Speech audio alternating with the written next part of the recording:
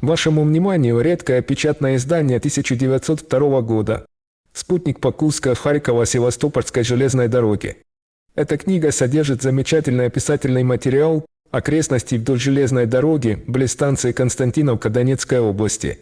Исторический материал оказался настолько фактурным, что мы решили процитировать фрагмент оригинального текста и снабдить его видовыми открытками того времени. Досмотрите это видео до конца и не забудьте поставить лайк. По пути от станции Дружковки до Константиновки, за разъездом номер 17, с западной стороны расположена группа следующих один за другим заводов. Первый завод – бутылочный, затем следует, расположенный в расстоянии около 2 верст от полотна дороги, зеркальный завод, потом вдоль полотна дороги – химический, стеклянный и, наконец, не доезжая до станции около версты, ближе других к полотну дороги – железопрокатный завод.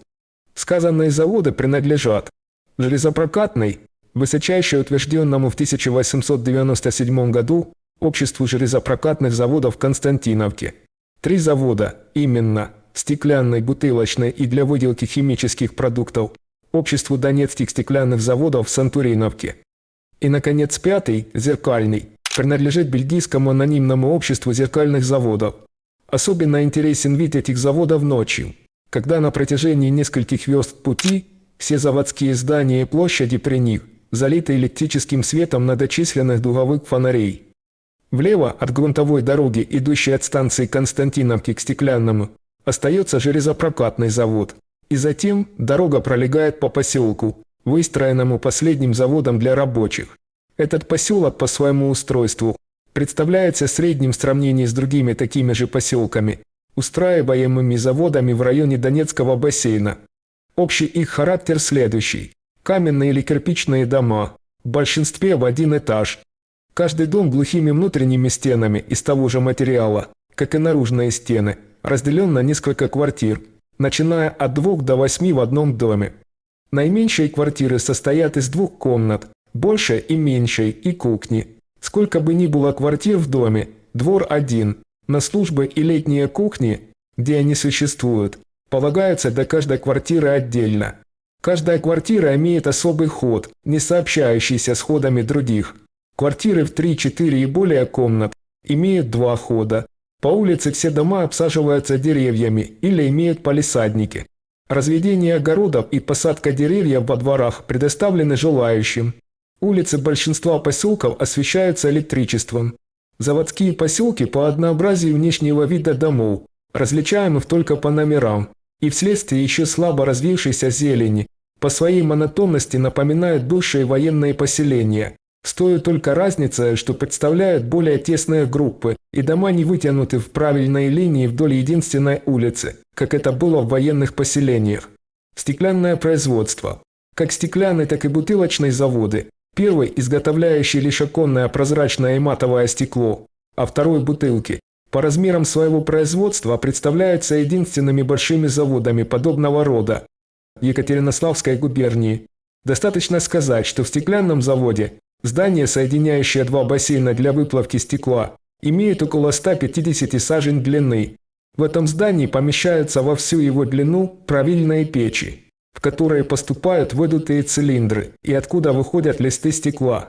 Почти до половины длины здания правильных печей идут параллельно сортировочное и укупорочное отделение.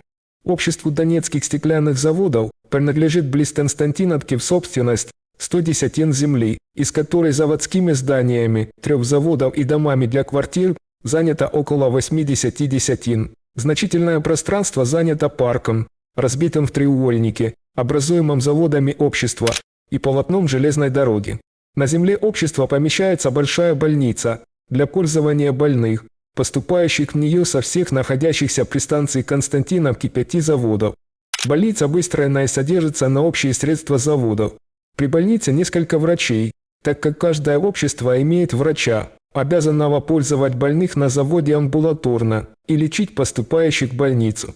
Более других удален от станции железной дороги зеркальный завод, до которого по соединительной ветви, проведенной ко всем заводам, около 5 верст. Бельгийское анонимное общество зеркальных заводов, которому принадлежит завод, высочайше утверждено в 1899 году. Работы на заводе начались в середине июня 1900 года. Описываемый завод, как построенный в последний год XIX века, обладает всеми техническими усовершенствованиями в области производства зеркальных стекол для витрин и зеркал, а также и самих зеркал. Число рабочих доведено до минимума ввиду широкого применения механической машинной работы. Громадные динамо-машины дают с избытком нужную заводу электрическую энергию. Краны, приводимые в движение электричеством, подняв внушительных размеров чаны из огнеупорной глины с массой для сплава, подают эти чаны в печи, куда импрессоры накачивают нужный для плавления газ. Через 24 часа, опять-таки силой электричества, чаны со сплавом подвозятся к громадным столам, на которых электрическими катками происходит раскатка, вылитого из чанов сплава. С раскаточных столов листы еще в раскаленном состоянии сдвигаются на другие столы или доски из огнеупорной глины, вместе с которыми поступают в печи для закаливания. Каждую из них, нагретую до известной температуры, помещается только по одному листу. Потом печь замазывается на 3 суток, необходимых для охлаждения печи из стекла. Только остывшее стекло поступает в руки рабочих для разрезки листов на листы желательной длины и ширины. Прикрепление разрезанных листов к круглым столам, на которых стекло шлифуется, тоже дело рук рабочих. Шлифовка стекла производится электрическими станками. Каждый лист шлифуется преемственно на нескольких станках. Таким образом, несмотря на то, что все изделия из огнеупорной глины, необходимые при зеркальном производстве, изготовляются самим заводом, несмотря на способность завода изготовить в год до 70 тысяч квадратных метров, около 3 квадратных верст, зеркального стекла, наибольшее число рабочих, требующихся заводом, не превышает 400 человек.